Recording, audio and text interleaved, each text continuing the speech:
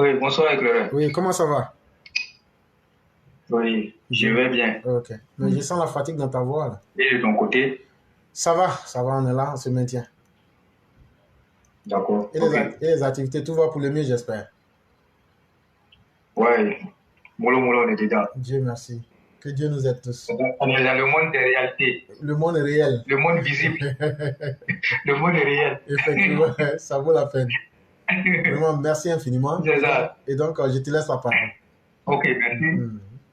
Ok, merci beaucoup. Mhm. Et merci à tous les élèves de la classe. Merci aux bonnes âmes. Merci infiniment à toutes ces personnes qui partagent nos émissions et qui mettent les commentaires, qui like. On va leur dire merci. Et moi, particulièrement, ça fait pratiquement un mois, Facebook m'a restreint dans les partages.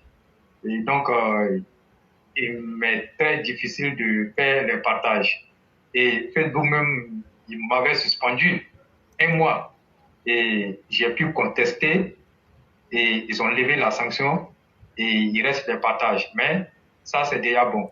Imaginez-vous un instant, moi j'ai fait un mois, ça fait des publications. Éclaireur, c'est pas bon. Le monde ira. Les opposants seront très contents.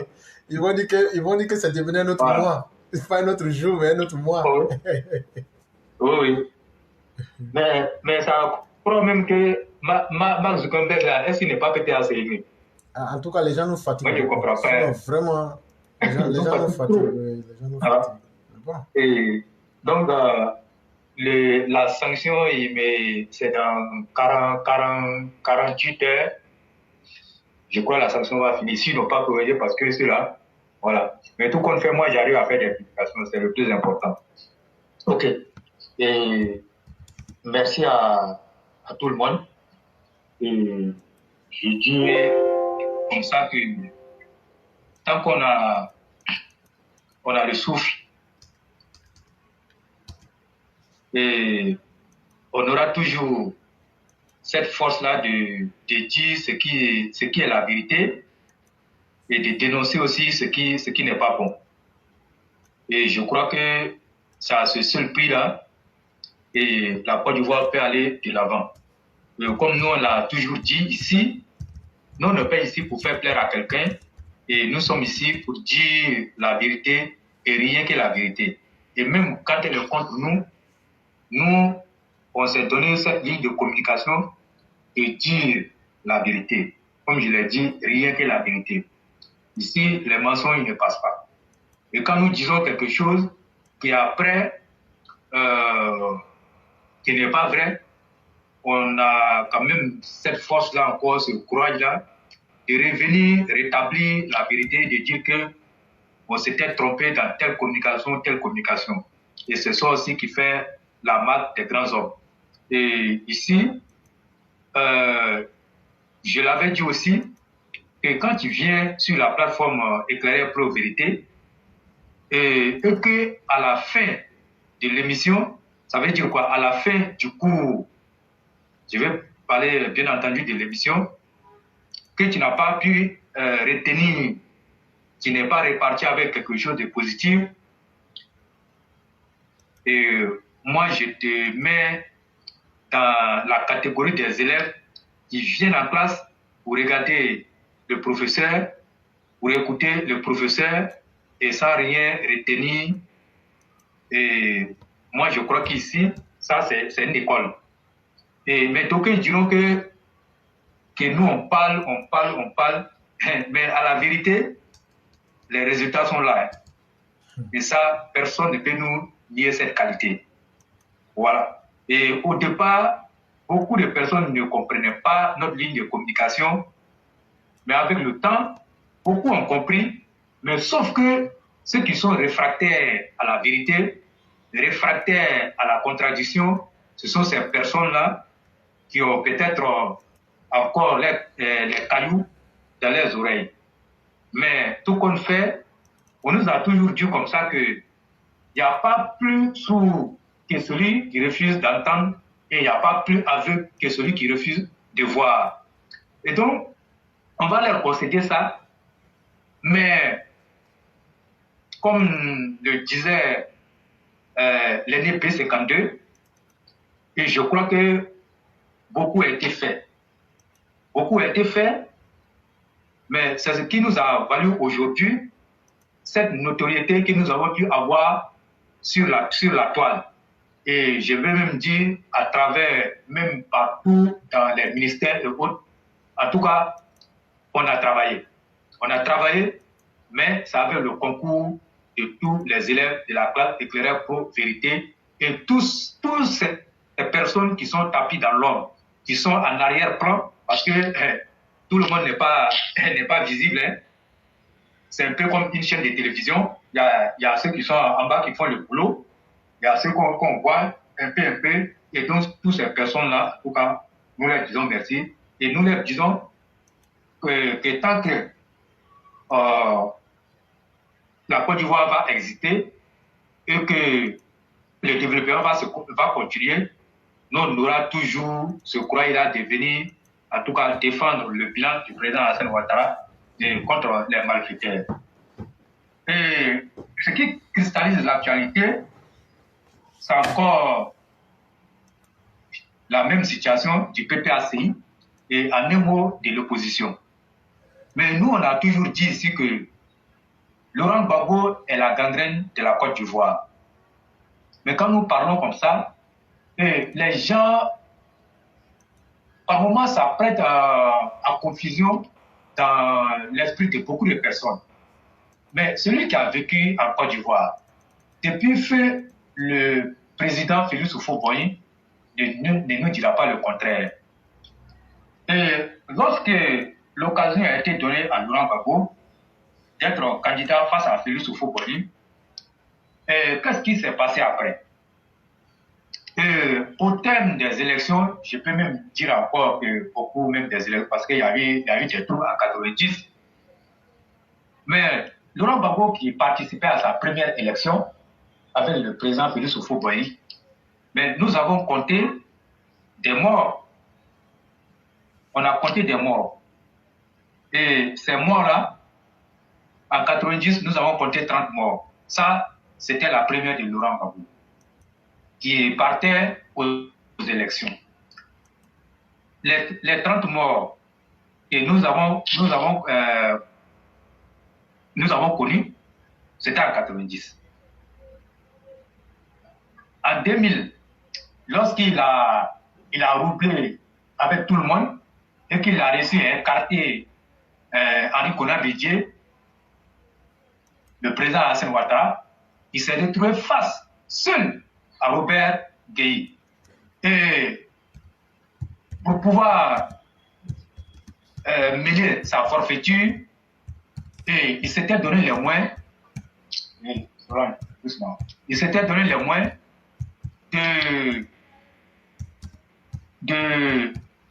d'encercler, si je peux m'exprimer, ainsi Laurent Gbagbo de tous les cadres du FPI à l'époque. C'est-à-dire, les cadres du FPI étaient les conseillers de Robert Gueye, tant sur le plan politique, sur le plan militaire, dans beaucoup de domaines. Et lorsque il a réussi à faire ça, et Laurent Gbagbo s'est rendu compte que le fruit est mûr et que maintenant, je peux passer à l'action. Et c'est ce qui a valu sa déclaration où il est venu dire qu'à ces élections, ce n'est pas Henri Konan Bédié ni le président Alassane Ouattara qui sera vu ses adversaires. Son adversaire, c'est bien le général Robert Gueye. Et il a dit ça, tout le monde est écouté. Et on va aux élections, on n'a pas fini de proclamer les résultats. Et Laurent Gbagbo, en tant que candidat, et soutenu par le Parti socialiste à l'époque de Jacques Chirac, va rentrer, en tout cas dans son plan machiavélique, pour mettre les gens dans la rue, pour confisquer les résultats. Et lorsque les gens sont descendus dans la rue, on a dénombré 300 morts. Ça, c'était en 2000. Ajouté aux 30 morts de 1990. Donc, vous comprendrez déjà que, à l'époque, Laurent Gbagbo avait commencé à tuer déjà lors des élections. Et ils vont d'abord frapper, et je crois, Honoré Guier. Il a été tabassé, et il y a eu beaucoup de choses. Et après 2000, Laurent Gbagbo, en 2005, parce que quand la crise est intervenue et qu'il y a eu des accords, on devait partir aux élections en 2005, puisque en 2005, de 2000 à 2005, ça faisait déjà un mandat. Et Laurent Gbagbo a encore rusé avec les gens et a continué, il a prolongé le mandat de 5 ans en un mandat de 10 ans, parce qu'il n'y a pas eu élection. Mais à partir de 2004 et jusqu'à 2005, remonté jusqu'à 2010, on ne va pas aussi oublier, hormis élection, le charnier de Yopougon. Le charnier de Yopougon, qui a eu, je crois, un nombre d'environ 60 corps qui ont été retrouvés à quelques encablures de la Mata, et nous avons vu ça ici. Mais il ne s'est pas arrêté là. Il a continué à martyriser et à tuer les militants du RDR. Moi, je vais le dire, hein, à tuer les militants du RDR. Parce que, sous le prétexte que ils étaient des nordistes. Parce qu'il faut dire les choses telles qu'elles sont. Il ne les a pas tués parce qu'ils étaient, comment on appelle, ils étaient d'autres ethnies. Hein. C'est parce qu'ils étaient des nordistes et qu'il les voyait, en tout cas, en un grand soutien pour le président Alassane Ouattara. Le ciblage. Donc, il a continué de les tuer. Il a continué de les tuer. Hein, et on a vu beaucoup de choses ici. Et lorsque il s'est illustré de cette plus mauvaise manière, les cadres qui l'entouraient l'ont bien accompagné dans cette situation. Et ils étaient trop fiers d'avoir tué des nordistes parce que pour eux, le nordiste n'est pas un Ivoirien, le nordiste, c'est un étranger. Et je l'avais souligné. Et je crois que l'aîné B52 est revenu là-dessus. Voilà pourquoi nous avons dit, quand nous communiquons ici, il faut que les gens prêtent attention à ça. Le fait de venir tuer des nordistes, le fait de stigmatiser une partie de la Côte d'Ivoire, qu'on taxe d'étrangers, fait qu'à un moment donné, les gens étaient obligés de prendre leurs responsabilités. Mais où est là? Quand ils disent étrangers, mais comment vous apercevez ça? Pour Laurent Gbagbo et sa clique, Henri Konan Bédié et sa clique,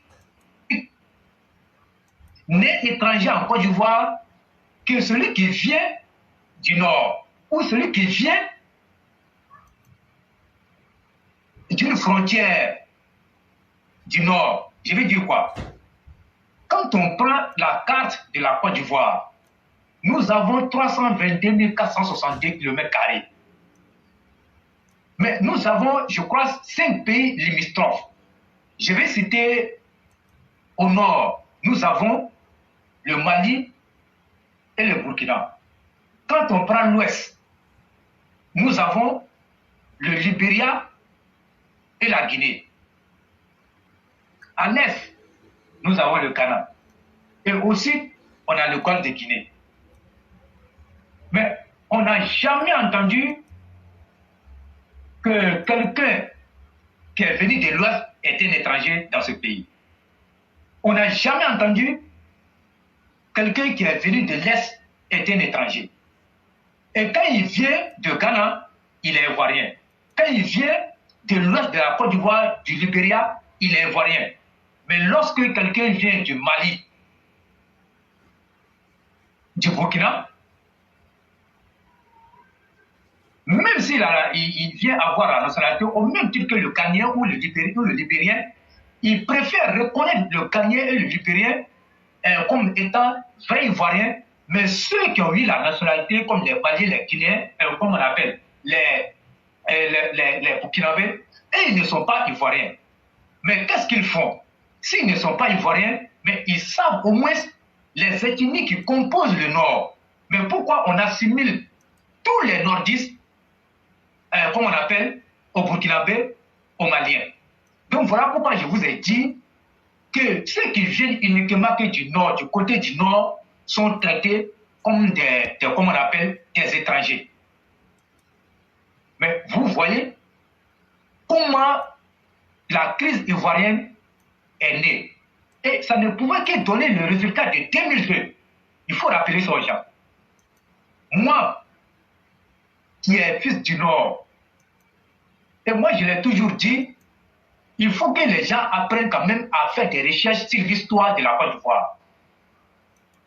Et moi je refuse, comme on appelle, je vais employer le terme de Laurent Gbagbo. Je refuse, en tout cas avec la dernière énergie, de dire que le Sénéfo vient du Mali, le Sénéfo vient du Burkinabé. Moi, je refuse ça. Parce que dans l'histoire, quand vous prenez les frontières sont venues trouver les peuples sur place. On ne peut pas dire qu'un peuple a migré vers tel côté, vers tel côté. Les frontières sont venues nous trouver là. Mais d'où viennent-ils qu'on vienne nous assimiler, nous taxer d'étrangers? Moi, je refuse ça.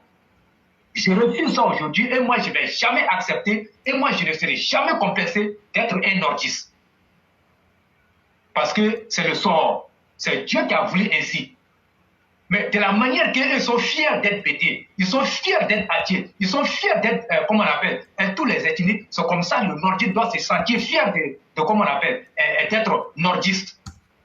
Et quand moi je vois quelqu'un qui est complexé, moi je me dis que cette personne-là n'a pas sa raison d'être ici. Et cette personne-là ne mérite même pas la vie.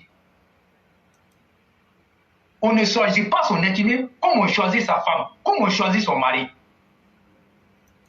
La famille, là, on ne choisit pas la famille.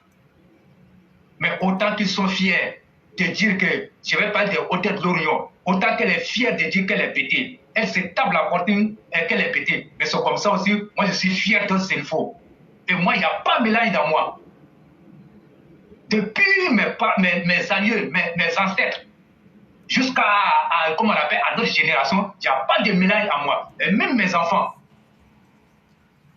Il faut le dire ça clairement. Ce n'est pas de la xénophobie. On allait taxer mes propos de propos xénophobes si on n'avait pas vécu ça dans ce pays. Mais qu'est-ce que nous voyons? C'est la même situation qui continue encore avec le retour de ces fourriers-là dans la scène politique ivoirienne. Et donc, partant de ce fait-là, et je crois qu'il est important à tous les Ivoiriens épris de paix, à tous ces Ivoiriens qui ne veulent plus la guerre en Côte d'Ivoire, à tous ces Ivoiriens qui veulent une Côte d'Ivoire prospère, une Côte d'Ivoire solidaire, de se lever et de faire barrage à ces criminels de guerre. Pour tout ce qu'ils ont eu à causer comme tort à la Côte d'Ivoire, leur place n'est plus en Côte d'Ivoire dans notre politique. Et vous avez vu les morts de 90 dont moi j'ai parlé. Les 30 morts et les 300 morts de 2000. En 2005, si on avait fait les élections, on allait avoir des morts. Mais allons-y en 2010. En 2010, on nous a compté officiellement 3000 morts. Donc vous pouvez faire les calculs de tout ce que moi j'ai donné. Ça, ce sont les chiffres qu'on nous a donnés. Mais on va au-delà de ça. Donc ça veut dire que, en réalité, ceux-là, ils ne prospèrent que dans la violence. Si on est dans une paix, ils ne peuvent rien faire. Mais la Côte d'Ivoire, hier, n'est plus celle d'aujourd'hui. Et la Côte d'Ivoire a beaucoup progressé. Mais quand vous voyez ce que Félix Houphouët-Boigny a fait en Côte d'Ivoire, et il est décédé en 1993. De 1993 jusqu'en 2011, mais qui peut nous dire les investissements qui ont été faits en Côte d'Ivoire dans le secteur de l'eau, dans le secteur de l'électricité, dans le secteur, comment on appelle, universitaire et scolaire, dans tous les secteurs. Il n'y a pas eu d'investissement, à tel enseigne que le pays partait tout droit dans le mur. La dette de la Côte d'Ivoire était incalculable. Et c'est le résultat de tout ça là que vous avez vu quand on a parlé du PPTE. Rien n'a été fait. Ça veut dire quoi? Tout ce qui était là, on ne faisait que prendre l'argent pour s'enrichir, mais pas d'investissement. C'est comme un commerçant qui a son produit qui est là, sa marchandise. Au lieu de vendre sa marchandise et investir encore pour accroître sa marchandise, mais le peu qui est là, quand il vend, il prend ça, il met dans sa poche, il s'en va faire la belle vie. Mais à la fin, mais tu vas te retrouver sans marchandise et tu vas tomber. C'est comme ça les gens ont sucé la Côte d'Ivoire. C'est comme ça ils ont sucé la Côte d'Ivoire. Et les pays même là qui ne devraient même pas se comparer en termes de développement, comme on appelle avec la Côte d'Ivoire, ont commencé à se mesurer à la Côte d'Ivoire. Je vais parler du Burkina, je vais parler du Mali, je vais parler de la Guinée, tous les pays qui nous entourent. Est-ce que vous voyez comment le mal était profond? Et des dirigeants qui étaient censés rehausser l'image de la Côte d'Ivoire se sont retrouvés dans les anniversaires, dans les funérailles, dans, comment on appelle, à la rue Princesse, en train de danser, nuit et jour. Et vous voyez, si les présidents africains, des présidents africains aimaient Laurent Gbagbo, ce n'est pas parce qu'ils aimaient, parce qu'ils se disaient, comment on appelle, un président qui luttait pour la Cour des Arts. Non, hein. Pourquoi ils aimaient Laurent Gbagbo? C'est parce que Laurent Gbagbo, comment on appelle, pratiquait la politique de l'amusement et ça permettrait, en tout cas, ces présidents-là, ça leur permettrait quand même d'avancer et de chercher à dépasser la Côte d'Ivoire. Voilà pourquoi ils aimaient Laurent Gbagbo. Parce qu'il était tellement nul et ça les arrangeait. Mais regardez comment le président Alassane Ouattara est détesté, comment on appelle, par certains chefs d'État.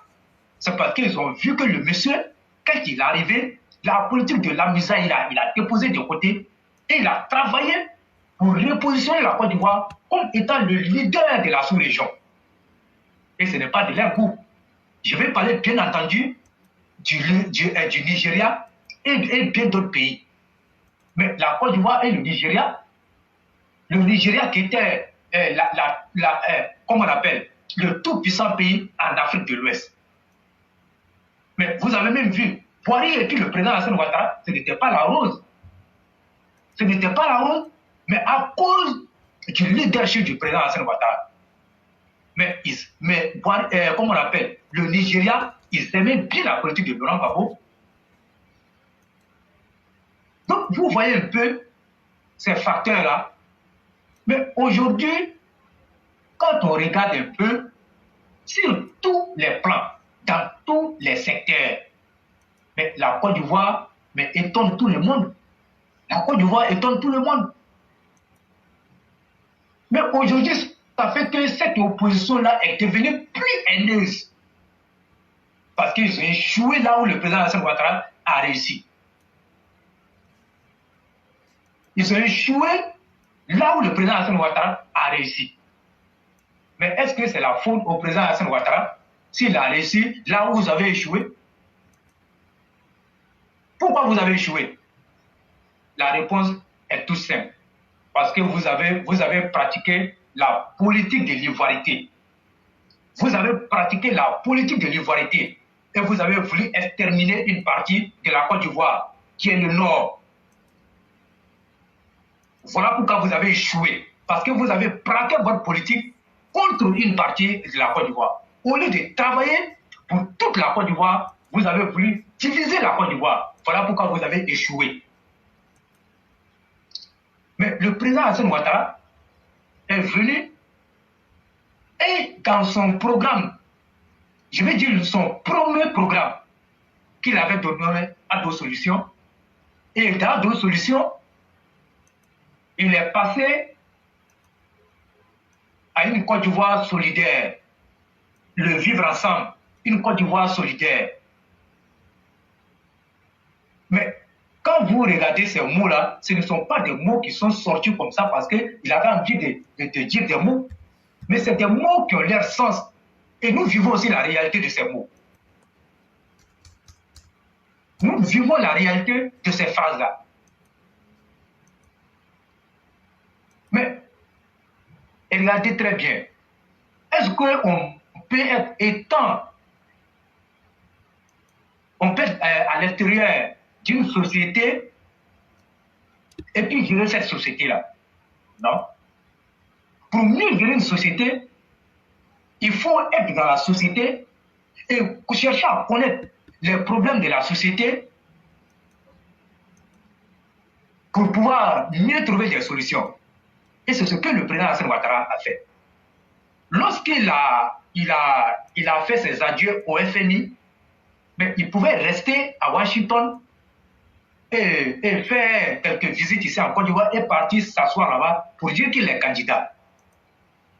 Mais lorsqu'il a fait ses adieux, il est rentré automatiquement en Côte d'Ivoire. Et dès qu'il est rentré, il avait déjà conçu son programme et il s'est mis à la tâche et il allait à la rencontre des populations. Il est parti dans toutes les contrées de la Côte d'Ivoire. Il n'y a pas une contrée où le président Alassane Ouattara n'est pas allé. Mais à telle enseigne que vous arriviez même quelque part et les populations sont surprises de savoir que depuis que la Côte d'Ivoire est Côte d'Ivoire, c'est la première fois qu'un candidat qui dit qui à l'élection présidentielle vient dans leur contrée pour essayer de voir qu'est-ce qui ne va pas. Si je suis élu, qu'est-ce que je peux faire pour vous? Voilà le sens de la vraie politique. C'est le sens même de la vraie politique. Mais il l'a fait. Mais quand il était en train de promettre, d'après les gens, il promettait des milliards. Oui, il a promis des milliards sur la base de son programme. Parce que quelqu'un qui a fait tout son, en tout cas, sa carrière professionnelle dans les finances, mais il ne parle pas comme ça. S'il ne sait pas qu'il peut avoir les moyens de sa politique de faire ça, il ne viendra pas parler comme ça. Donc, il a dit certaines choses. Mais lorsque, par exemple, quand il dit que lui va investir, comme on aurait peut-être 1 milliard dans la région du Hambol, mais ce n'est pas parce qu'il va prendre l'argent comme ça pour aller donner aux gens, mais c'est des études qui sont faites. Mais tout ce qu'il a promis, mais regardez les réalisations dans les différentes comme on appelle, dans les différentes régions de la Côte d'Ivoire. Mais moi, je vous ai dit, la sous-préfecture de Korogo fait 245 villages. Mais sur les 245 villages, je crois en 2021 ou bien 2021, il ne restait que 2 villages non électrifiés. Mais il est passé, il a promis, mais il a fait. C'est-à-dire tout ce qu'il a promis. Mais on ne va pas dire que le président Alassane Ouattara n'a pas fait. Mais c'est parce que il est venu avec sa politique, il n'est pas venu pour se venger de qui que ce soit. Et moi, je vais vous le dire, si le président Alassane Ouattara, qui a subi autant d'injustices en Côte d'Ivoire, lorsqu'il a eu l'occasion d'être le président de la République de Côte d'Ivoire, s'il s'était mis dans la peau des revanchards. Mais tout ce qu'on a vu comme réalisation, et le président Alassane Ouattara ne pouvait même pas faire, même là, même les 1 dixième ne pouvait même pas faire. Il ne pouvait même pas faire. Mais il a compris que l'injustice qu'il a vécue de la part de Laurent Gbagbo et de Henri Konan Bédié, lui ne doit même pas se mettre à leur niveau. Il faut qu'il mette ça de côté et travailler pour les populations. Parce que quand il est parti, il a dit beaucoup de choses. Mais si toi tu viens te mettre dans la peau d'un revanchard, mais les populations vont te poser des questions telles que nous sommes en train de voir aujourd'hui avec Henri Konan Bédié et Laurent Gbagbo. Donc il avait tellement bien compris ça, il a dit ok, je vais travailler pour mes compatriotes qui m'ont élu sur la base de mon programme. Et il a commencé. Mais aujourd'hui, moi, quand je traverse le pays, quand je quitte Abidjan et je vais chez moi au nord, moi je suis fier. Je n'ai pas dit que tout est rose, mais je suis fier. Connaissant très bien le nord de l'époque, je suis fier. Mais beaucoup reste à faire. Mais je suis fier de ce qui a été déjà fait. Et il y a beaucoup d'Ivoiriens, quand ils rentrent dans les régions, même s'ils sont détracteurs du président Alassane Ouattara, mais ils sont fiers de savoir qu'ils ont eu confiance, comme on appelle, à des vauriens, comme Henri Konan Bédié et Laurent Gbagbo, mais à la fin, qui n'ont rien fait dans les régions. Mais voilà quelqu'un qu'on nous a fait, on nous a demandé de détester. On l'a vilipendé partout.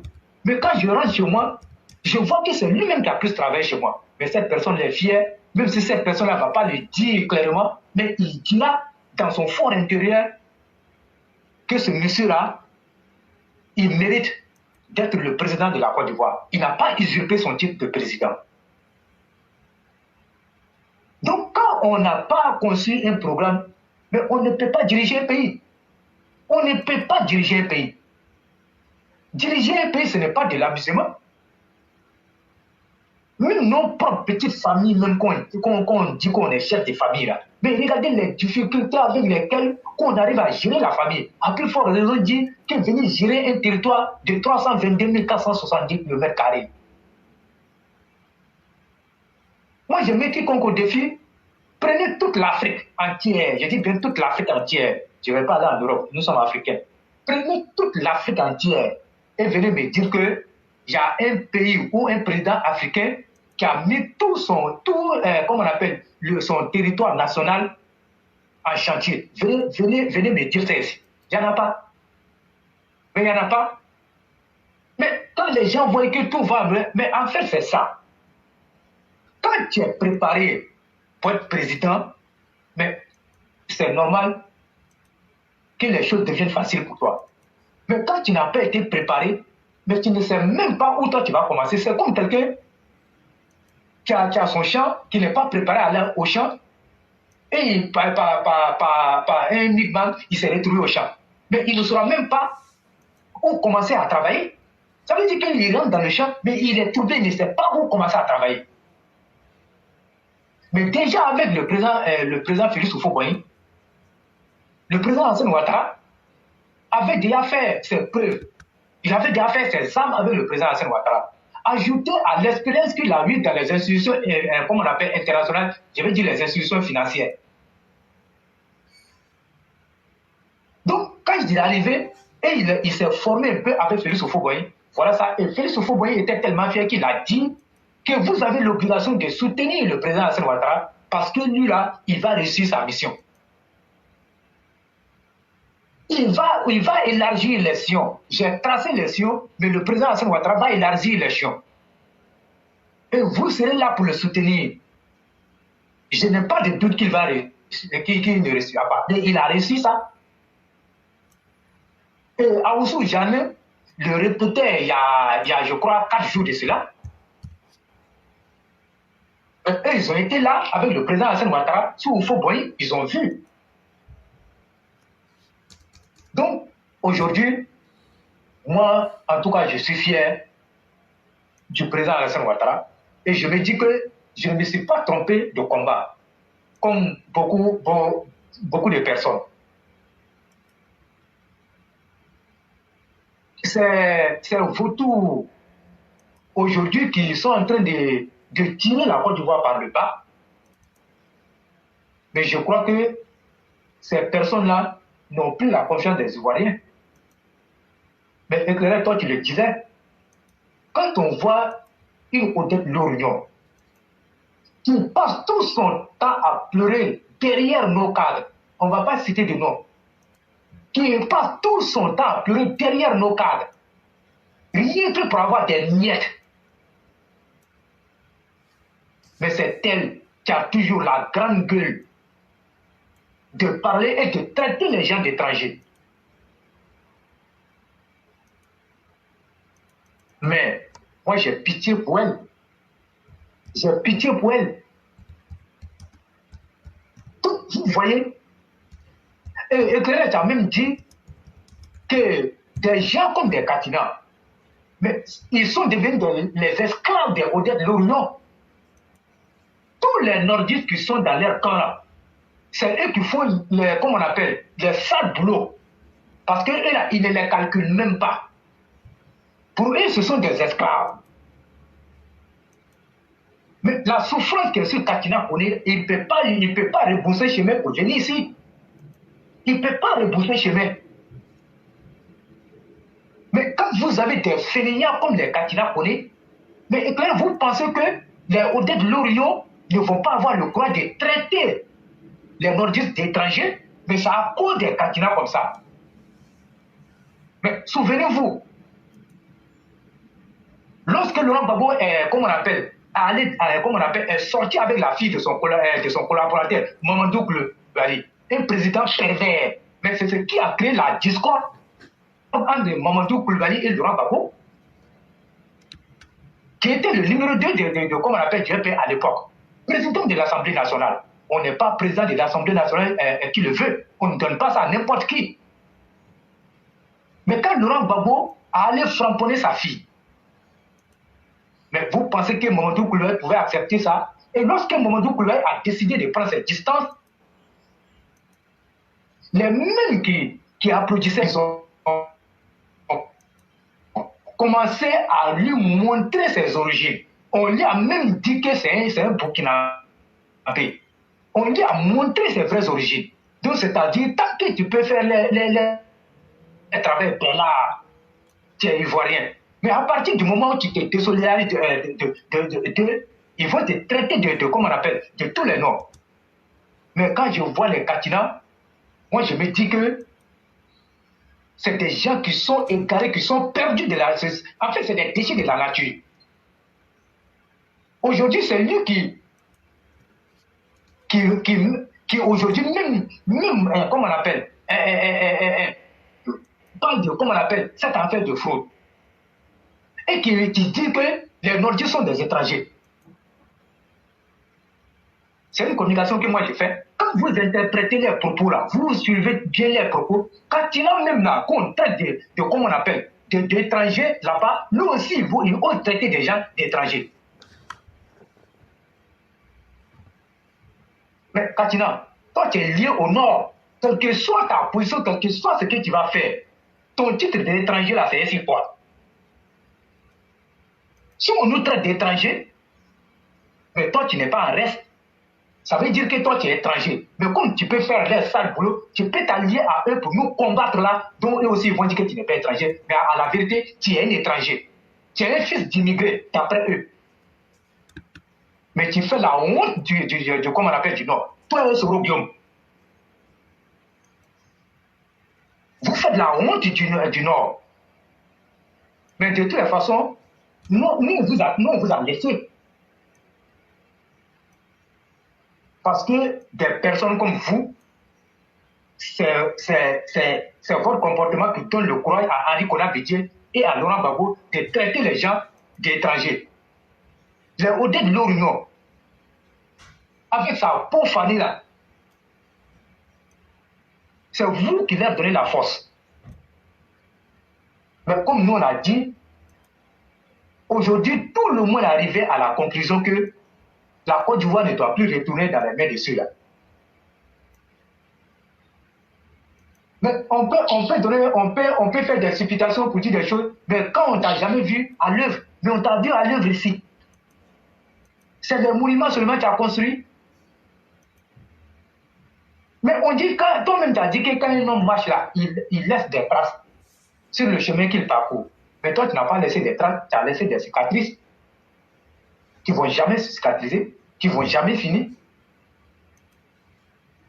Donc aujourd'hui, nous, on est fiers. Et moi, j'ai dit, éclairez, les gens n'ont qu'à nous traiter d'extrémistes. Si vous prenez la photo de choses, comme on appelle, vous regardez la photo de mon profil en arrière-plan, vous avez vu le président Alassane Ouattara et son épouse. Regardez bien leur accoutrement, vous allez comprendre que cette photo-là, elle est historique pour moi et elle parle beaucoup, comme on appelle, pour moi. Voilà pourquoi je l'ai choisi. Mon sang RDL, là, ça ne va pas quitter. Parce que c'est cet instrument-là qui nous a permis aujourd'hui d'être au pouvoir.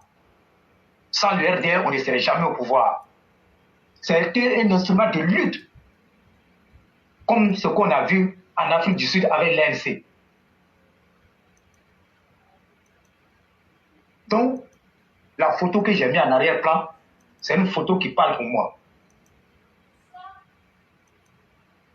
Donc, tous les extrémistes du RDR, là, nous on est là et on attend. Et on vous avait parlé d'une milice électorale. Et cette cellule que le PPACI a mis en place pour, dit-il, lutter contre, comme on appelle, la fraude électorale, moi je vous ai déjà dit ici que ce n'est pas une cellule anti-fraude. C'est une milice électorale. Allez-y.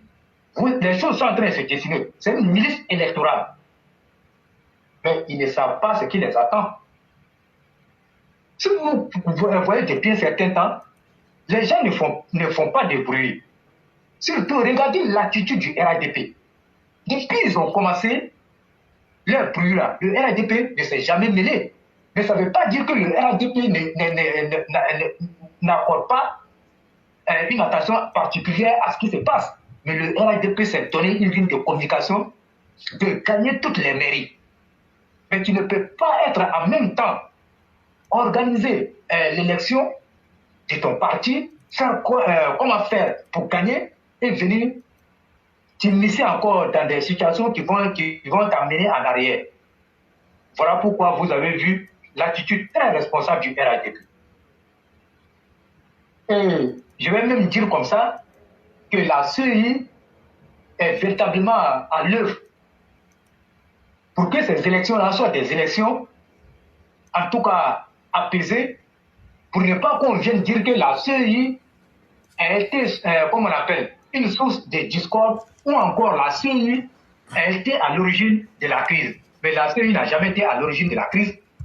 La CEI n'a jamais été à l'origine d'une crise. Quand vous prenez en 2010, ce n'est pas la CEI qui a été à l'origine de la crise, c'est Yao Ndré Paul avec Damana Picasso. Mais pourquoi Yao Ndré Paul est revenu se dire? C'est parce qu'il savait qu'il avait fait du faux.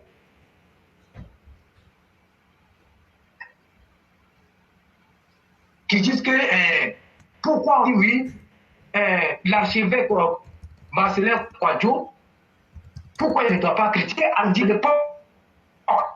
Les prêtres ont demandé, comme on appelle les hommes de Dieu ont demandé, 500 hommes de Dieu ont demandé que Laurent Gbagbo quitte le pouvoir. Mais je dis oui, parce que c'était des vrais hommes. On est parti à des élections. Il y a eu un gagnant devant tout le monde entier.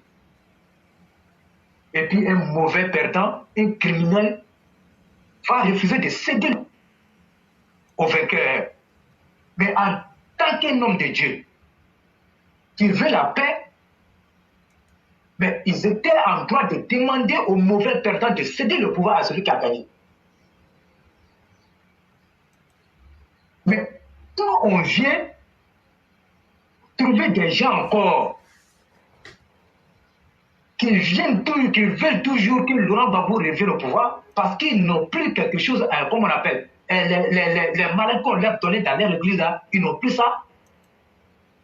Ils vont venir dire des âneries, des choses qui ne collent pas à la réalité, et nous, on va s'asseoir. Mais moi, j'ai pitié pour Priscilline Mbalé. Non, il faut le dire ainsi, j'ai pitié pour elle. Elle qui a dit que le porte-parole du gouvernement a insulté le prêtre. Ah bon? Donc, on peut permettre à un évêque de parler comme ça à un président de la République, et toi, tu cautionnes ça. Pourquoi tu n'as pas fait un direct pour dénoncer ça? Mais le porte-parole du gouvernement, il n'a pas parlé mal. Il n'a fait que dépeindre la situation, la réalité que nous vivons. Et ça fait mal à Priscilline Mbalé qui fait le sale boulot de l'opposition. Mais moi, je vais dire à Priscilline Mbalé,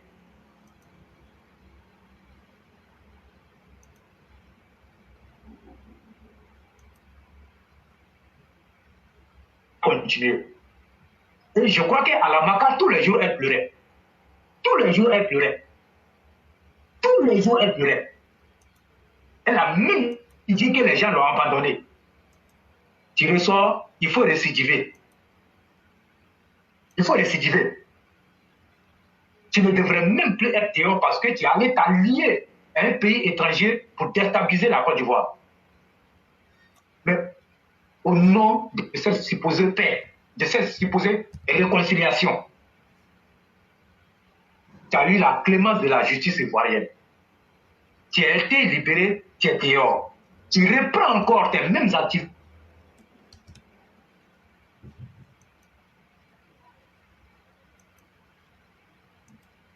Tu reprends encore tes mêmes activités avec l'opposition. Mais tout compte fait, quand le tonnerre grogne, chacun attrape sa tête. C'est toi seul qui es parti, hein. Tu as travaillé pour eux, mais c'est toi seul qui es parti. Il faut continuer. Il faut continuer dans ça. Il faut continuer dans ça. Éclairer, il faut dire aux gens, ils n'ont qu'à faire attention et puis ils n'ont qu'à bien regarder les situations. Quand on est dans une période là, ils n'ont qu'à bien analyser et regarder les situations. Dans ce petit temps, beaucoup de choses se sont passées. Dans ce petit temps, beaucoup de choses se sont passées. Depuis cette affaire de liste électorale a commencé, beaucoup de choses se sont passées. Mais ils ont lu l'heure, mais sans bruit. Ils ont lu l'heure, comme on le dit, sans bruit.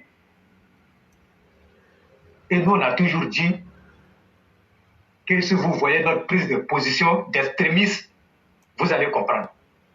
Parce que nous, là, nous, on ne connaît pas tout. On n'est pas aussi des prophètes. Mais quand même, on est doté d'une intelligence qui nous permet d'anticiper et de dire certaines choses. Sundiata le disait tantôt. Vous pensez que c'est parce que, comme on appelle Denis Sassou Nguesso, il avait envie de signer ces accords-là, mais pourquoi le président Alassane Ouattara ne va pas là-bas, comme on appelle, et il n'envoie pas les gens pour aller signer ces accords? Pourquoi c'est lui qui se déplace pour venir signer ces accords? C'est les accords qui ont été pris comme prétexte. Mais il y a beaucoup de choses. Mais nous, on est là, on attend. Quand vous finissez d'écarter, mais ne cherchez pas à appeler des gens pour venir demander pardon. Mais la réponse du président Alassane Ouattara est une bonne réponse. Laurent Gbagbo, Henri Konan Bédié, ils sont totalement réconciliés. Et nous, on le sait. Parce que le président Alassane Ouattara, il les reçoit au palais, il les reçoit là-bas. Donc, ils sont réconciliés. Donc, pour ce qui est le cas de Soro, il faut dire aux gens que Denis Sassou Nguesso est le parrain politique de Guillaume Soro. Il faut leur dire ça. S'ils ne savent pas, il faut leur dire. Même au début de cette affaire, Denis Sassou Nguesso avait dépassé un avion pour venir chercher Guillaume Soro ici pour aller négocier le petit. Il est parti, mais il n'a pas écouté Denis Sassou Nguesso. Il y a eu trop de choses. Et moi, je vais dire aux gens, que Guillaume Soro n'a jamais été dans une logique de demander pardon au président Hassan Ouattara. Il faut que ça soit clair. Les discours politiques, les actions politiques, il faut savoir faire le distinguo entre les choses. Il faut savoir analyser, décortiquer cette situation. Guillaume Soro n'a jamais été dans une logique de demander pardon au président Hassan Ouattara. Donc c'est quand il se trouve dans une position de faiblesse qu'il essaie de caresser les gens pour essayer de gagner en temps et avoir des forces. Mais ça ne passe pas. Et tu l'as dit clair. Si d'aventure le président Hassan Ouattara décidait de pardonner à Guillaume Soro, et je crois que nous, on doit s'éloigner de comment on appelle, du président Hassan Ouattara et le laisser avec Guillaume Soro. Mais le président Hassan Ouattara, des gens qui sont autour de lui, qui vraiment travaillent, qui ont eu des prises de position, mais le président Hassan Ouattara va l'air, je crois. On aime le président Hassan Ouattara, mais ce n'est pas jusqu'à ce point. Ce n'est pas jusqu'à ce point. Non. Il faut que ça soit clair. Donc, il faut dire les choses telles qu'elles sont. Nous, on attend que le président, comme on l'appelle Guillaume Soro, tel qu'il nous a promis, vienne faire asseoir le président Hassan Ouattara et lui donner des conseils. En ce moment, on va aller au pardon. Tant qu'il n'a pas donné conseil au président Hassan Ouattara, il n'y a pas de réconciliation, il n'y a pas de pardon. Mais qu'est-ce que le président Hassan Ouattara a fait pour qu'il vienne se réconcilier avec Guillaume Soro? Il a fait quoi? C'est Guillaume Soro qui a fait du mal au président Hassan Ouattara. C'est Guillaume Soro qui a fait du mal au président Hassan Ouattara. Donc là, il n'y a pas de comment on appelle, quelque chose à dire. Non, il n'y en a pas. Il n'y a pas même. Nous, on est sûr d'une chose, c'est que Guillaume Soro, là, il doit venir répondre devant la justice. C'est clair. Parce que quelqu'un qui est dans une posture de pardon ne se comporte pas comme Guillaume Soro. Il ne se comporte pas comme Guillaume Soro.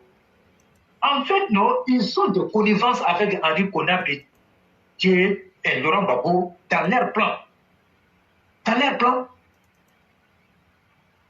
je crois que les Ivoiriens sont assez intelligents, sont suffisamment intelligents pour comprendre que les trois là ne doivent plus revenir sur la scène politique en Côte d'Ivoire, y compris Blé Goudé. C'est là, moi, j'allais rebondir sur ce que B.C. Kandé a dit. Nos cyber-militants qui sont là en train de faire les éloges de Blé Goudé. Mais cette situation oblige. Et même la posture de Pascal affirme que ça, cette situation oblige. On est en alliance, il y a des choses que je ne vais pas dire, mais cette situation oblige. Sinon, s'ils avaient une solution, comment on appelle, une autre solution, mais ils ne se seraient pas mis dans cette posture-là. Ils ne se seraient pas mis dans cette posture.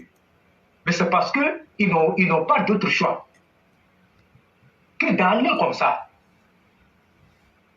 Donc, on va arrêter tous les polémiques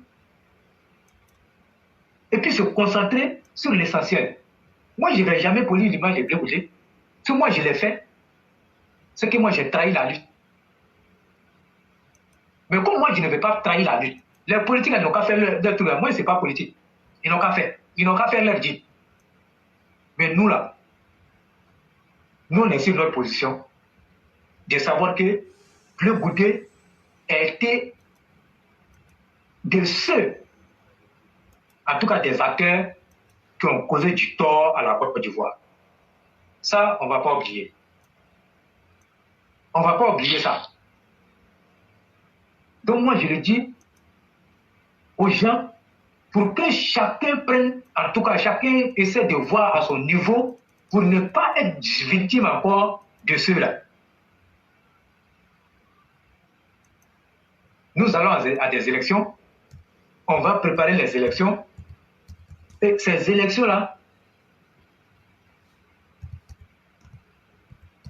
on ne doit pas parler de mort dans ces élections. On ne doit pas parler de mort dans ces élections. Et même si on doit parler de mort, il faut que ce soit les militants du PPACI et du PDC d'Aoukro. Ça, moi, je vais le dire clairement.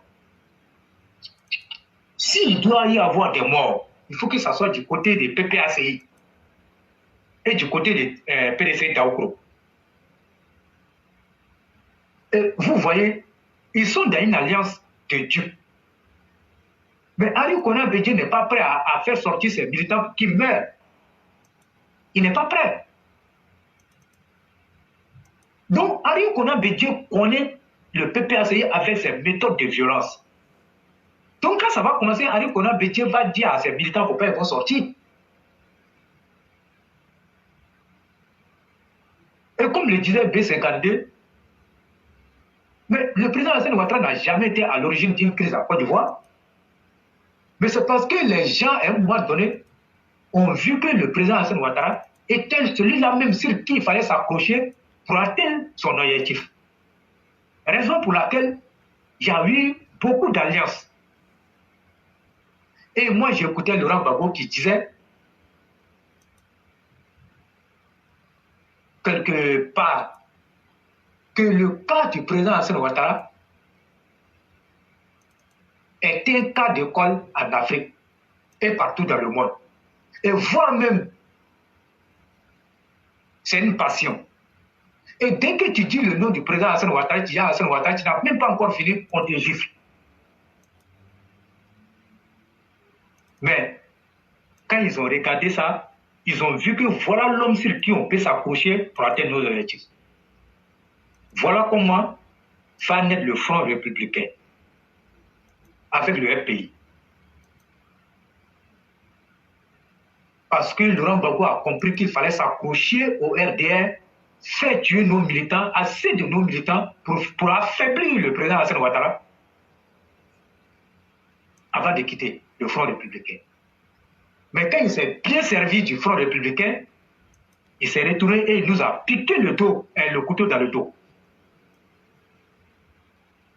Le président Alassane Ouattara, malgré ça, ça nous a pas affaibli. On est resté debout, on est resté mobilisé autour du président.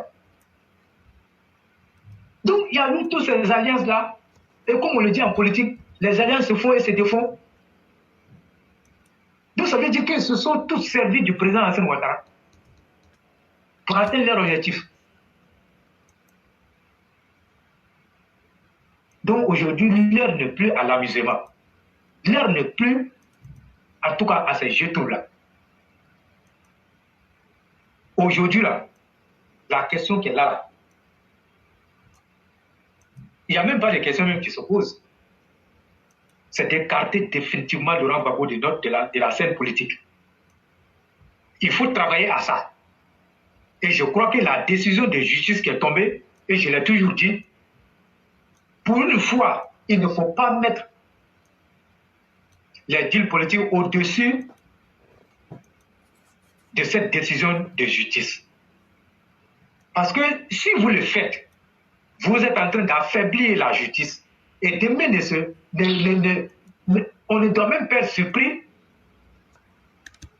de voir que une personne qui doit être condamnée soit libérée par la justice. Parce que ça serait les conséquences de cette amnistie de Laurent Gbagbo.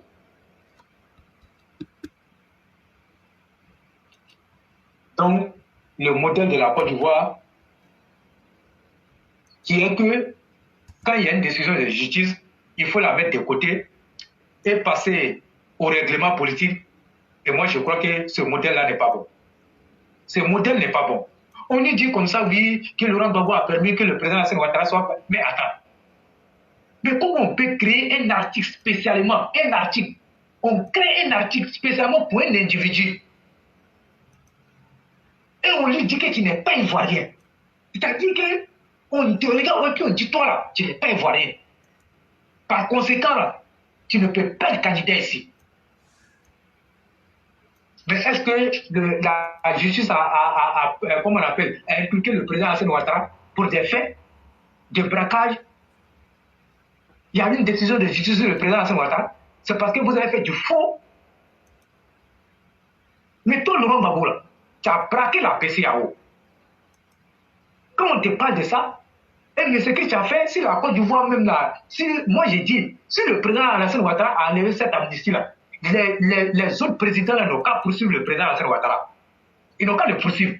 Parce que ce n'est pas la Côte d'Ivoire seulement qui est, comme on appelle,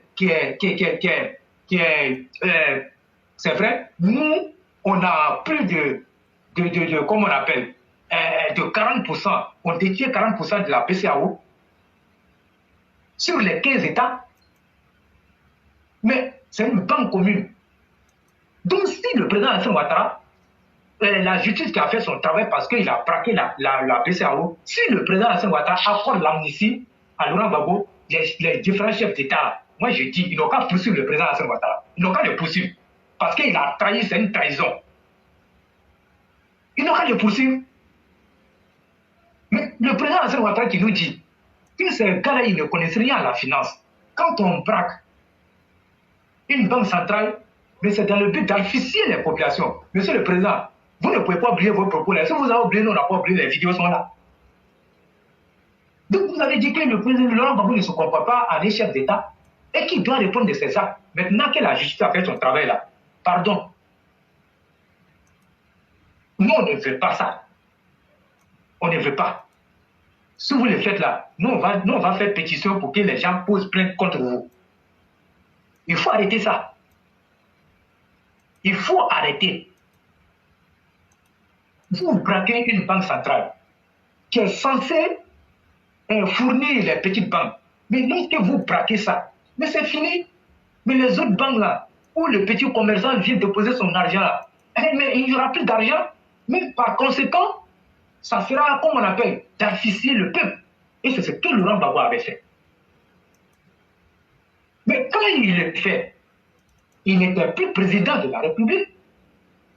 Donc le président Alassane Ouattara avait donné l'ordre de geler tout et de fermer tout. Mais quand Katina a fait avec un commando à la BCAO, et on envoie les commandos dans les différentes banques pour vandaliser les banques et pour nationaliser les banques. Aujourd'hui, ils viennent s'asseoir pour dire oui, que non, il faut parce que ceux qui ont été amnistiés, donc ils ont les mêmes. Non, non, non, c'est pas ça. Hein. Et l'article, comment on appelle, j'ai oublié même comment on appelle l'article là, qu'ils avaient pris en 2005, le président Alassane Ouattara n'était pas là, c'est Laurent Gbagbo qui était là. Donc il est frappé par ça. C'est ça.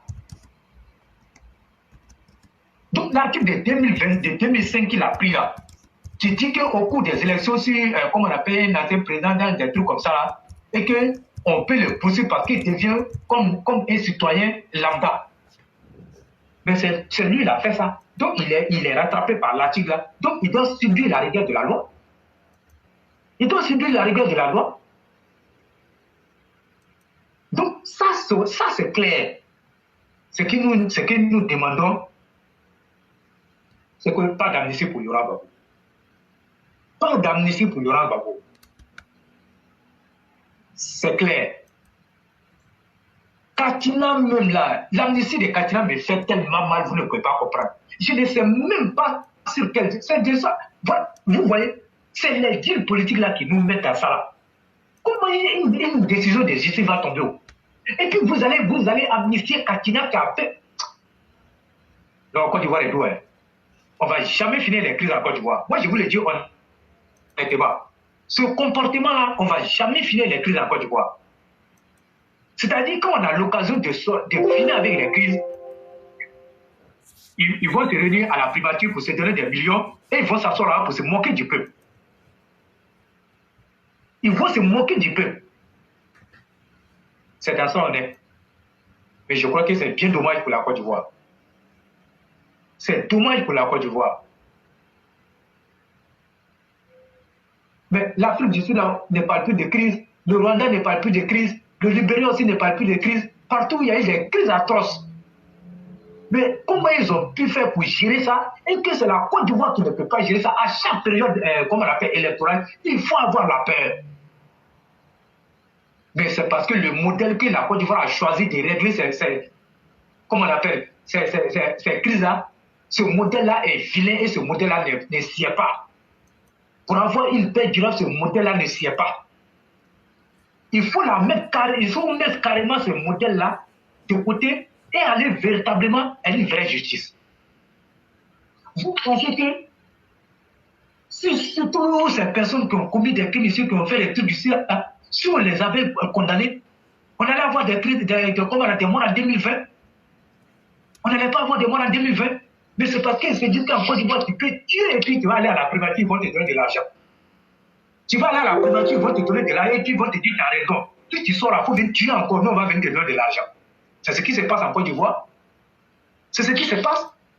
Et quand tu parles de ça, on dit oui, ceux-là ils ne veulent pas là. Moi je ne veux pas de réconciliation, je ne suis pas en parler avec quelqu'un. Le président Assane Ouattara avait dit que la Côte d'Ivoire même n'a pas de problème de réconciliation, qu'il faut trouver de l'emploi aux jeunes. Mais on ne peut pas venir toujours en train de chanter réconciliation, réconciliation, c'est quoi? Et moi, je suis d'accord avec, comment on appelle, l'archevêque sur ce côté qui a dit, ils ont même créé un ministère de la réconciliation. Qui vous a dit de créer un ministère de la réconciliation? Éclairez sur notre plateforme, nous, on était toujours contre. Le fait de dédier carrément un ministère à la réconciliation, nous, on était toujours contre ça. Parce que nous, on a dit que ça ne pouvait pas régler la situation de la Côte d'Ivoire. Nous, on a dit ça. On a dit qu'on a Berthe pouvait servir mieux ailleurs que de nous emmerder avec un ministère de la réconciliation. Ils n'ont pas fait le bilan du ministère de la réconciliation. Ils n'ont pas fait le bilan. Un coup, on parle des gens, ils sont contre KKB. Vous qui nous avez traité de comment on appelle, que nous sommes contre KKB, nous sommes contre la paix. Vous pouvez venir nous faire le bilan. Vous pouvez nous faire le bilan. On vous parle de la réalité. Vous êtes dans vos histoires. Comment vous allez faire pour gagner de l'argent? C'est à cause de ça que vous défendiez KKB. On sait. Mais nous, on a toujours dit que nous, on n'est pas ici pour prendre l'argent à quelqu'un. Et nous, on a lancé appel. Celui qui pense qu'il nous a donné l'argent ici, là, il n'a qu'à venir dire. Pourquoi il n'y a personne? Pourquoi il n'y a personne? Donc, le modèle choisi pour la Côte d'Ivoire n'est pas un bon modèle. Il faut le mettre de côté. Il faut le mettre de côté. J'ai fait du mal, comment on appelle, à Mahmoud, à Bakayoko Mahmoud. Je dois reconnaître que j'ai fait du mal à Bakayoko Mahmoud. Mais quand moi je dis que Bakayoko Mahmoud, pardon, j'ai fait du mal, mais ça a fini à moitié la colère de Bakayoko Mahmoud parce qu'il y a eu une reconnaissance. Et quand il y a eu une reconnaissance, mais ça ne doit pas s'arrêter là. Pourquoi moi je lui ai fait du mal? Je dois répondre de mes actes. Et quand je sors dans ça, on va se réconcilier. Mais je fais du mal à Bakayoko Mahmoud. Et on dit à Bakayoko Mahmoud, non, il faut laisser. Mais pendant ce temps, on ne fait rien au roi du printemps. Et lui, il est là, il se pavane et il narre Bakayoko Mahmoud. Vous pensez qu'on peut aller à une réconciliation comme ça? C'est ce qui se passe en Côte d'Ivoire. Il faut dire la vérité aux Ivoiriens.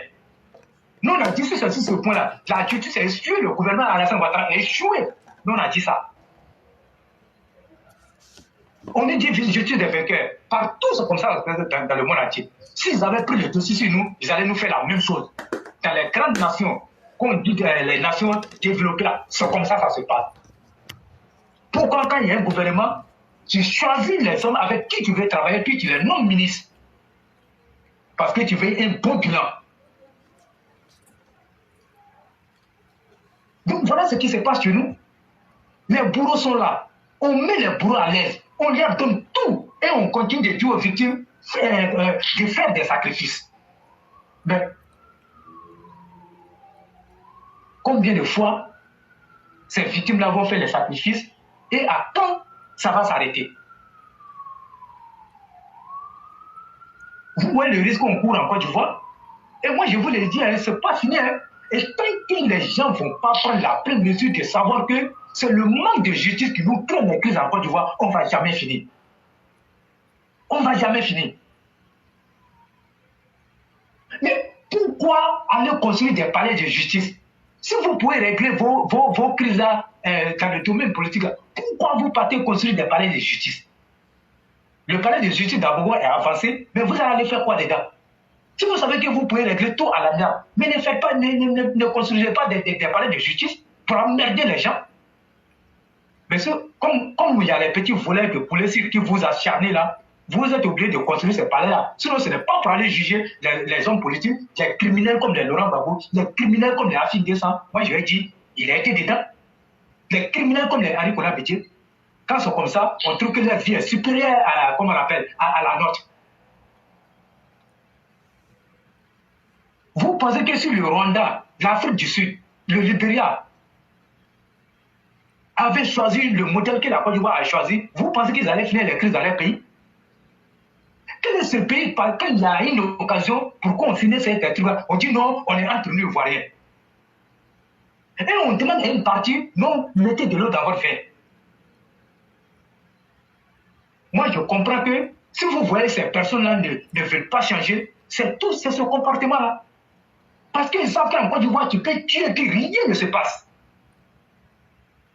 La seule même qu'ils vont faire, ils vont t'appeler, ils vont te donner de l'argent, et ils vont te saluer, ils vont te dire félicitations, même s'ils peuvent te décorer, ils vont te décorer pour avoir tué des Ivoiriens. Ça veut dire quoi? Nous, c'est choquant, éclairé, c'est choquant. Mais si les gens veulent continuer dans ça, mais on ira de crise en crise, et on ira de mort à mort, à chaque période électorale. Quand Laurent Gbagbo n'était pas là en 2015, vous avez vu mort ici? Il n'y a même pas eu mort. Si c'est comme si on a fait les élections et le lendemain, chacun allait à ses occupations. Vous voyez un peu? Donc, ça fait pitié. Ça fait tellement pitié que souvent, même quand tu t'assois, tu te dis, mais attends, est-ce que réellement, les politiques même, ils se rendent compte qu'ils sont en train de faire du mal à la Côte d'Ivoire? Mais c'est pas bon. Mais quand on va faire le mal, tout ce que je suis en train de dire, mais c'est la vérité. Hein? C'est la même chose qu'on va dire, comment on appelle, Diakari Diataï ou encore Souri Sanogo qui sont en palabre. Et on sait que Souri Sanogo n'a pas raison, il va faire du mal à Diakari Diataï, on va venir à Takada, non, il faut pardonner. Pendant ce temps, on ne va rien faire à Souri Sanogo. Vous pensez qu'on peut se réconcilier dans ça? On peut se réconcilier? Mais pourquoi les gens ne veulent pas qu'on dise la vérité? Et c'est les mêmes qui viennent nous dire non, la justice a été faite en Côte d'Ivoire, que tout est bon en Côte d'Ivoire. Nous, ici, on est ici. Les victimes, même à peine même qu'ils ont reçu les dédommagements. Des gens qui ont fui le pays parce qu'ils ont tué des gens ici, on va les chercher, on vient leur donner 305 000 francs par mois. Pendant que ceux mêmes-là qui ont été victimes là, on ne leur donne rien. Ce modèle de réconciliation, ça ne passe pas en Côte d'Ivoire. Il faut qu'on vous le dise ça. Ça ne peut pas passer. Parce que vous frustrez les gens. Vous frustrez les gens. Mais pourquoi? Ça ne peut même pas se passer même. Ils sont là tous les jours. Dès que ça peut, allons-y à la primature. Tous les jours, allons-y à la primature. Mais moi, je le dis honnêtement, quand tu veux écrire une victoire là, il ne faut pas écrire l'histoire de la plus mauvaise manière. Il faut écrire l'histoire de façon positive. De sorte que le jour où tu ne seras plus là, que les gens parlent de ça de façon positive. Moi, je vais vous dire quelque chose. C'est vrai, il y a beaucoup de magistrats de l'opposition qui sont là, mais en même temps, je vais vous dire, la quasi-totalité des comment on appelle, en tout cas, les magistrats, ils ne sont pas mauvais. Mais je vais vous dire, toute la situation que nous vivons, c'est du fait du politique. C'est le politique qui plombe la justice ivoirienne. C'est le politique qui fait ça. Mais comment vous pouvez comprendre depuis le palais présidentiel, depuis la primature, depuis partout, on va appeler pour dire non, laissez ça. Pourquoi? Pourquoi? Mais vous pensez que elle parle comme ça, vous pensez qu'elle parle comme ça de façon fortuite? C'est parce qu'elle sait que même si on l'arrête là, c'est les trucs politiques qui vont régler. Elle n'a pas dit qu'elle n'a pas peur, mais elle a raison, elle n'a pas peur, elle ne peut même pas avoir peur. Elle ne peut pas avoir peur. Elle ne peut pas avoir peur. Mais si ils ont donné l'amnistie à des criminels comme Damana Picasse, à des criminels comme Kachina, qui devaient se retrouver derrière les barreaux, aujourd'hui ils sont en train de nous dire qu'il n'y a pas de justice en Côte d'Ivoire. Mais Odile Loriot est en train de dire qu'elle n'a pas peur, parce qu'eux là, c'est eux qui contrôlent la situation de la justice. C'est eux qui contrôlent la situation de la justice en Côte d'Ivoire. C'est l'opposition qui contrôle. Et je crois qu'il y a un cas même du RADP qui est venu nous dire ici que Babo ne va jamais aller en prison, Henri Konan Bédié ne va jamais aller en prison. Excusez-moi, je n'ai pas nommé, je n'ai pas le nommé. Mais éclairez c'est de qui je parle. Donc quand on dit ça là,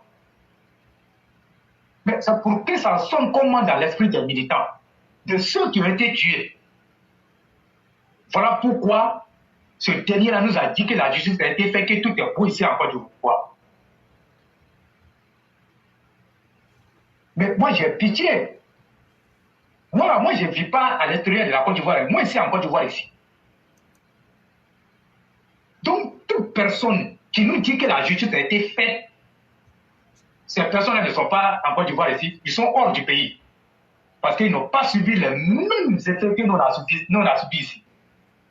Est-ce qu'ils ont vu un chien qui a pris la chair humaine en train de courir ça? Mais moi, j'ai vu.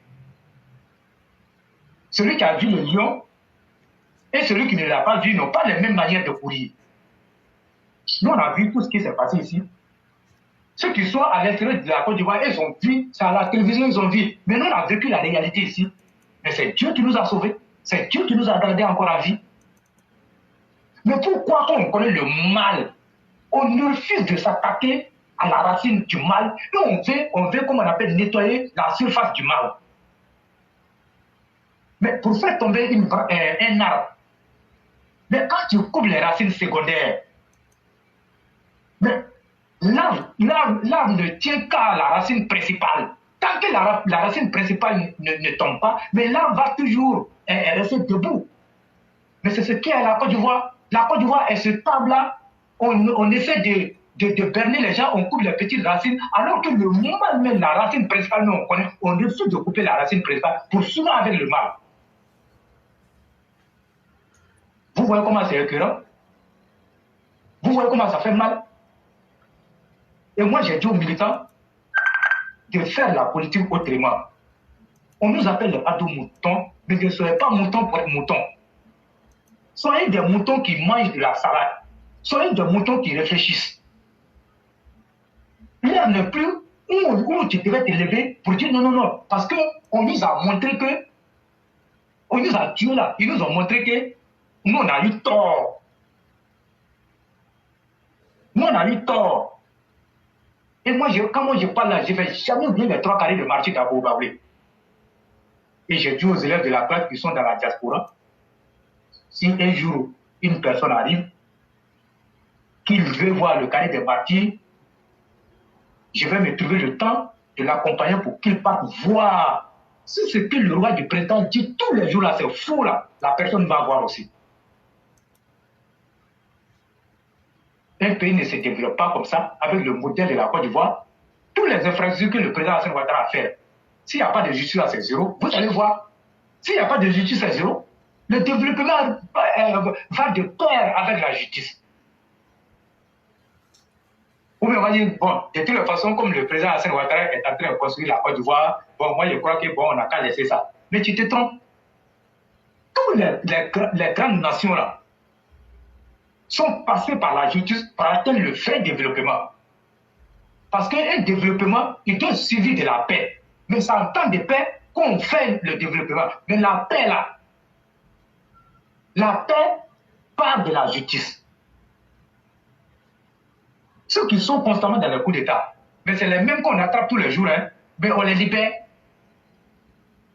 On les libère et ils continuent. Mais quand ils font des trucs comme ça, mais forcément, c'est des gens qui vont mourir. La Côte d'Ivoire ne mérite pas ça. La Côte d'Ivoire ne mérite pas ça. Moi, je l'ai toujours dit, moi là, ils ne vont plus m'avoir. Ça, c'est fini. Ils ne vont plus m'avoir. On a eu une confiance aveugle. On a eu une confiance aveugle. Mais à l'arrivée, qu'est-ce que ça nous a été donné de voir? Ceux qui nous ont tués sont dans les bonnes grâces. Et on dit, il ne faut pas, on va parler de ça. On dit, il ne faut pas, on va parler de ça. Les victimes, on dit les victimes ne manifestent pas. Les victimes se sont manifestées tous les jours. Mais il y a eu quoi? Il y a eu quoi? Ce sont les mêmes victimes là qui sont là. Et tellement que c'était bon là même là, pour encore narguer les victimes, on dit non, on va donner le nom de Laurent Gbagbo au 4e pont. Là même pour faire mal, comme on appelle aux victimes. Pour dire que ce que vous avez fait là, c'est zéro, vous allez lire l'heure. C'est ça. Mais c'est parce qu'on s'est levé, on s'est dressé, qu'ils ont retiré ça. Sinon ils allaient faire. Mais tout qu'on fait, le pont n'est pas encore fini, nous on est aux aguets. C'est-à-dire que nous tous, on va se retrouver sur ce point-là. On va se retrouver sur ce point-là. Si c'est un point de tuer des gens et venir donner le nom d'un criminel, comme on appelle, à des gens qui ont lutté, comme à un pont pour lequel les gens ont lutté, on ne peut pas accepter ça. Et moi, je le dis, pont en bas là, moi-même, ce n'est même pas mon problème. Même. Le 4e pont là, c'est le meilleur pont de Côte d'Ivoire. Moi, je le dis à qui veut l'entendre, je suis habitant, et ceux qui sont ici, ils le savent très bien. C'est parce que le pont en bas, pour nous, c'est un fait nouveau en Afrique qu'on voit ça. Mais allez-y voir le pont. J'ai fait un post dessus, comme on appelle les travaux qui sont en cours là, comme on appelle, le taux de réalisation. Allez-y voir le pont. On va nous dire, parce que Laurent Gbagbo, il a tué 3000 morts, on va prendre son nom et on va donner son pont. Pour atteindre quel objectif? Et pour donner quel message, comme on appelle, à ceux qui ont été tués. Pour donner quel message, comme on appelle, aux populations de la Côte d'Ivoire. Quand le pont là va finir, vous-même, vous allez voir. Mais le pont là même là, mais on peut faire du tourisme, comme on appelle, sur le pont. Ils n'ont qu'à nous respecter. Il faut que les gens nous respectent. Et moi, je vais revenir pour dire clair, le modèle là, n'est pas d'état. Je ne vais jamais me le considérer parce que moi, dans mon endroit, je n'ai pas m'en parler avec quelqu'un. Là où moi je suis là, c'est la Côte d'Ivoire en miniature. Je ne suis pas en parler avec quelqu'un. Oui, je l'ai dit. On nous force de nous réconcilier et puis on laisse tout. C'est-à-dire l'essentiel. Quelqu'un qui dit que lui ne reconnaît pas à t'avoir fait du mal. Mais pourquoi je vais me réconcilier avec la personne? Mais tu te réconcilies avec quelqu'un qui reconnaît qu'il t'a fait du tort. Et puis maintenant, vous partez au jugement. Et puis vous décidez de mettre par la terre. Mais si lui n'a rien fait. Et puis on va me dire, non, faut mais il a raison de dire qu'il ne m'a rien fait. C'est-à-dire souvent quand je m'assois et je regarde, je dis, j'ai pitié pour le pauvre. Oui, je vais dire, j'ai pitié pour le pauvre. Vous pensez que ceux mêmes là qui aujourd'hui qui sont allés sécuriser leur famille là, et là ils s'en foutent de moi, ils nous voient en des animaux. Ils nous voient en des animaux. Et quand ils sont à la primature, ils se moquent de nous. Quand ils sortent là, vous voyez Katiné et sa large bouche là. Vous les voyez en train de rire là, c'est que c'est des millions qu'on leur a donné. Sur le sang des Ivoiriens. Ça fait pitié. Mais je crois que nous, on a mêlé la lutte. Aujourd'hui, on peut dire qu'on est satisfait, mais je le dis sur le plan de la justice, on n'est pas satisfait. Oui. Et je vois les gens, ils disent que, même sur les plateformes, même voilà des gens qui disent que le président est échoué. S'ils ont dit que le président ne serait pas RADP, le président Alassane Ouattara est échoué sur le plan de la justice. Si vous voulez là, allez-y chercher encore des thèmes pour nous coller. Nous, on est toujours sur notre position. Le président Alassane Ouattara est échoué sur le plan de la justice. Je le dis et je le répète. Voilà. Si vous voulez la dire que nous, on n'est pas RDP. Nous, on ne vous a jamais dit que nous, on était RDP. Nous, on dit nous, on est RDR. Oui, bien. Ça aussi, là, vous n'avez pas compris ce message. Ici, là, ce sont les extrémistes. Nous, on a toujours dit ici, âme sensible, abstenez-vous. Et puis, ce candidat a dit que lui, la fille est de l'eau directe. Il dit la fille est de l'eau directe. Mais c'est ça. Quand quelqu'un dit, si nous direct là, nous dit que nous on a atteint notre objectif. Voilà. Nous n'est pas les plateformes où tu vas t'asseoir pour dire ce qui est beau et puis pour faire plaisir à nous, on n'est pas dedans. Parce que ceux-là, ce n'est pas eux qui nous nourrissent. Voilà. Chacun sait comment il fait pour se nourrir. Sur notre plateforme ici là, ce n'est pas eux qui nous nourrissent. Donc nous ne pouvons pas avoir peur de dire la vérité. Voilà. Si tu n'as pas mangé à la table du diable, là, tu dis tout. Et puis maintenant, on les attend. On les attend. Mais si notre travail était aussi mauvais, comme vous le pensez, depuis, on nous avait déjà dit d'arrêter. Mais tous les jours, on ne fait que recevoir les félicitations. On ne fait que recevoir les félicitations parce que nous, là, nous sommes dans la pure vérité. Et moi, je l'ai toujours dit, même si ta vérité doit te coûter la vie, là, il faut la dire. Au moins, là, si tu meurs, là, on va savoir qu'il est mort à cause de sa vérité. Oui. Toutes ces personnes qui ont dit que tout est beau, qui sont en train de... Qu'est-ce qu'ils ont gagné? Ils n'ont pas venu nous faire les bilans, ils ont gagné quoi? Ils n'ont rien gagné. Les miettes qu'on vous a donné, qu'est-ce que ça peut faire d'avoir vie? Rien. Au contraire, quand ils vous filment, vous donnent là, ils se moquent de vous. Ils vous utilisent comme les bracelets. Et moi, j'ai dit, une personne là, quel que soit ton niveau social, il ne faut jamais laisser quelqu'un prendre le contrôle de ta vie. Quelqu'un ne doit pas être le maître de ta vie. Toi, tu dois être le seul maître de ta vie.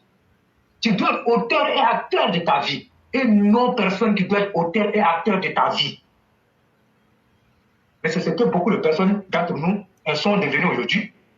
Tellement qu'ils ont laissé bafouer leur dignité par ces personnes. Mais nous aussi, on ne le fait pas.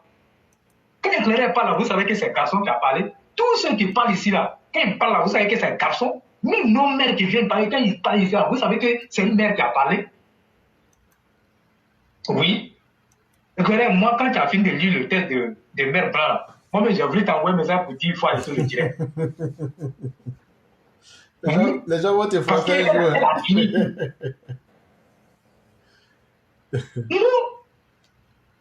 J'ai voulu t'envoyer un message pour te dire, Éclaireur, il faut arrêter le direct parce que Mère Blanc a fini. Et c'est cette dame-là que les gens ont voulu salir.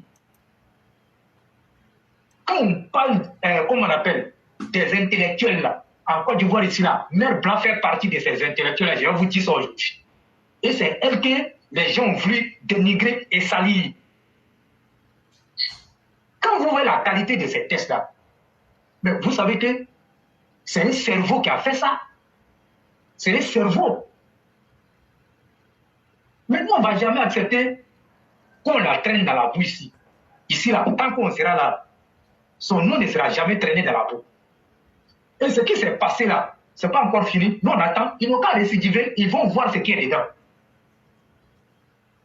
Rien que la vérité, ça vous a choqué. Mais ce qu'on a dit là, est-ce qu'on avait menti? On n'avait pas menti. Mais depuis là, nous, on ne voit plus ce groupe-là. Et voilà pourquoi je t'avais dit, Éclaireur, tu es mon aîné. Mais si jamais moi j'entends que tu t'es mis avec cela, moi je te quitte. Je t'avais dit ça. Je t'avais dit, si le jour où moi j'entends que tu t'es mis avec cela, moi je te quitte. Parce que si tu t'es mis là-bas, tu as signé ton arrêt de mort. Parce que tu ne pourras plus parler comme tu parles. Tu ne pourras plus faire une émission comme tu parles.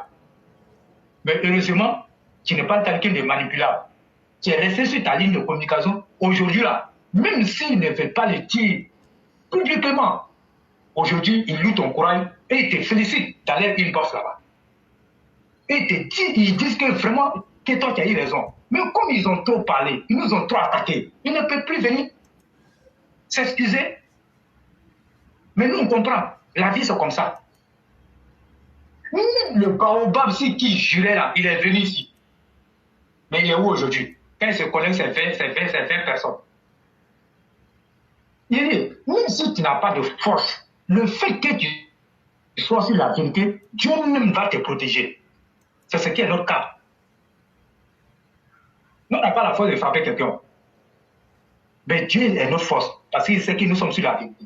Et cette vérité-là, personne ne va nous dérouter de ça. Nous, on va dire la vérité. Si nous, on arrive à dire au président Hassan Ouattara qu'il a échoué sur le plan de la justice, mais ce n'est pas à une telle personne qu'on ne peut pas dire ça. Ce n'est pas une personne même qui fait rien pour la Côte d'Ivoire qu'on ne peut pas dire. On va dire ça. La vie, là, comme on a l'habitude de le dire à Côte d'Ivoire, on ne meurt qu'une seule fois. Si vous mourrez pour ta vérité, et je crois que c'est une belle mort. Il y a des gens même là, dans les maçons, ils vont les tuer. Et j'ai vu un, il mentait trop. Oui, il mentait trop. Mais quand tu vas mourir, ils vont dire, hé, non, vraiment lui là, non, c'est vérité, non, il est parti à sa vérité. Et que c'est une dignité, toi-même tu es couché là-bas, non. Et puis toi-même, quand ils vont dire ça, toi-même, ton corps va se réveiller. Ton corps chauffe en même temps. Même si tu es mort. Donc, oui. Oui. Bon. Et puis, regarde, sur notre plateforme ici, là, tu vois, le directeur Bezregadia a vu, là. On était en train de parler d'origine. C'était dur, hein? Ça ne peut pas mentir. Oui, c'était dur. C'était pas facile à avaler, ça, il faut reconnaître. Et quand j'ai fini, le direct, en même temps, j'ai pris mon avion chez Abidjan. Oui. Quand tu as mis le feu, mais tout le monde savait que c'était la vérité. Et quand nous on a parlé, que c'était la vérité. Mais est-ce que toi, tu as dit que tu n'es pas un Djinéka, tu ne vas pas parler de Djiné? Moi ici, je ne vais pas dire que, comme moi, je suis pas un Djinéka, je ne vais pas parler de Djiné. Je vais parler seulement de mon Korogo. Non, mais Djiné fait partie de la Côte d'Ivoire. Donc voilà pourquoi on s'est donné comme mission de parler de toutes les régions de la Côte d'Ivoire. Du nord au sud, du sud à l'est, partout. Oui. Récemment, ici, on n'a pas parlé du Worodougou. Moi, ce n'est pas du Worodougou. On a parlé du Worodougou. Mais on a donné la parole aux gens de venir parler. Mais il n'y a pas une plateforme qui va accepter ça. Parce que quand ils font ça, le débat est dirigé. Mais nous, là, nous, on dit, tu as un problème dans ta région, là, viens, tu vas parler. Mais beaucoup de personnes sont venues parler. Ils ont eu gain de cause à leur région. Donc, en tout cas, pour moi, nous, là, nous, le bilan est positif de notre côté ici. Mais nous, on va continuer. Parce qu'on ne va pas s'arrêter. On va continuer. Le bilan est positif. Mais, ce que moi, j'ai dit aux militants de s'apprêter. Un militant doit plus mourir. S'il doit avoir moi, ça sera au PPACI. Il faut que ça soit comme ça. Les milices qu'ils ont créées pour venir troubler les élections, on les tient à l'œil. On les tient à l'œil. Le RDP ne va pas faire bouger. Et la CEI a fait sortir aujourd'hui la liste des dossiers à déposer par les candidats. Et donc, les candidats vont se préparer à aller chercher les différents papiers qui vont leur permettre d'être éligibles. Parce que ça, quand on dépose, et la CEI va regarder, voilà ce qui se passe. Et si tu ne rentres pas dans les conditions, et je crois que la CEI va rejeter ton dossier. Mais tout compte fait, les gens ont bien regardé. Et ceux qui sont là pour regarder les choses vont aller chercher les dossiers parce qu'ils ont dit comme ça que pour être candidat, il faut être âgé de 25 à 20, c'est-à-dire âgé de 25 ans au moins et être ivoirien de naissance ou avoir la nationalité depuis au moins 10 ans. Être inscrit sur la liste électorale de la circonscription choisie et y être inscrit et y être résidé effectivement sous les réserves prévues par les articles 151 alinéa 2 et 179. Maintenant, dans l'un des cas d'inéligibilité prévus par les articles 152 et 100 à 154 et 180 à 182 du Code électoral, n'est pas avoir été d'office de son mandat de conseiller régional ou municipal sortant par arrêté de l'autorité de tutelle. Donc, c'est clair. Maintenant, si moi j'avais expliqué ce fait-là, il y a des gens qui étaient dans un conseil municipal, mais qui n'ont pas démissionné. Et même s'ils n'étaient pas d'accord avec la gestion, ils sont restés là parce qu'ils voulaient être candidats. Mais si toi tu veux être candidat, et puis tu t'es retiré du conseil municipal parce que tu n'es pas d'accord avec la gestion, mais tu dois attendre, je crois, 5 ans, une autre, comment on appelle, élection municipale pour être candidat. Mais sinon, tu ne peux pas être candidat sur le champ. Donc voilà pourquoi vous avez vu, beaucoup sont restés là-bas. Aujourd'hui, ils se sont déclarés comme candidats. Donc, moi, je crois que les choses sont claires. Au RADP, nous, on prie Dieu que tous les candidats qui ont été choisis ne soient pas frappés de tout ce qui a été dit. Voilà. Et merci beaucoup à tout le monde. Et disons la vérité et restons derrière le président Hassan Ouattara. Et félicitons le gouvernement du président Hassan Ouattara. Comme nous l'a dit, tout n'est pas rose. Sur le plan de la justice, nous n'est pas satisfaits. Donc les gens vont souffrir de notre communication là. Ça va leur faire mal, mais c'est la vérité. Parce que quand on a vécu beaucoup de choses, et qu'on voit que c'est les mêmes choses qui continuent avec les mêmes criminels, donc il va s'en dire qu'il n'y a pas eu de justice et que ces criminels-là peuvent se tailler le luxe d'en faire encore pire que ce qu'ils ont déjà fait. Mais plus jamais Laurent Gbagbo au pouvoir en Côte d'Ivoire. Et vive la Côte d'Ivoire, vive le président Hassan Ouattara. Je remercie tous les élèves de la classe pour leur soutien constant, en tout cas à la plateforme Éclaireur Pro Vérité. Disons la vérité, même quand elle est contre nous, c'est ça aussi un homme. Vraiment, merci beaucoup à nos mères, à nos pères, nos frères et sœurs, tous ces vaillants élèves de la classe. On ne cessera jamais de vous dire merci, parce que quand on dit Éclaireur Pro Vérité, ce n'est pas son beau visage, ce n'est pas sa personne, mais c'est aussi le soutien que nous tous apportons à sa communication. C'est ce qui fait de lui Éclaireur Pro Vérité. Donc, bonne soirée à chacun. Merci. Merci beaucoup le roi. Merci infiniment à tous ceux qui nous ont suivis. Merci de nous être fidèles, comme l'a dit le roi. L'éclaireur, ce n'est pas une personne, c'est tout un ensemble. C'est ce qui trompe beaucoup de personnes. Et nous disons merci à tous ceux qui nous font confiance. Merci d'avoir fait la revue de l'actualité et d'avoir longuement éclairé les uns les autres. On espère bien que cela aura été d'utilité. On se retrouvera demain pour une autre séance d'analyse intellectuelle et politique. Nous disons merci à tous ceux qui nous ont suivis. Merci d'être restés aussi tard qu'aujourd'hui. Et demain, nous nous retrouvons. Le roi du printemps, merci à toi-même et excellente soirée à chacun et à chacune. Merci beaucoup.